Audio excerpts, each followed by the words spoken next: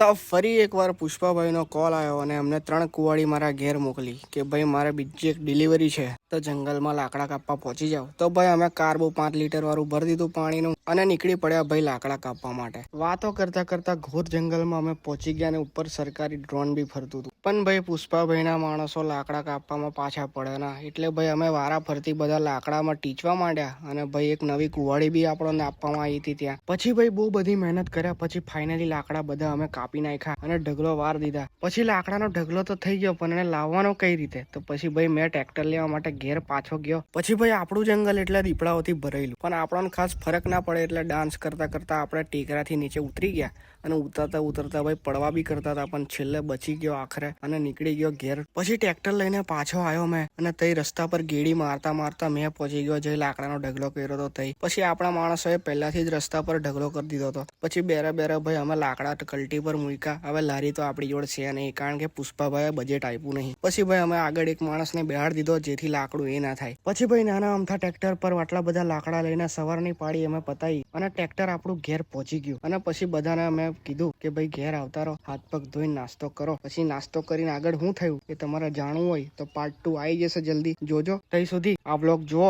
અને લાઈક અને શેર કરો.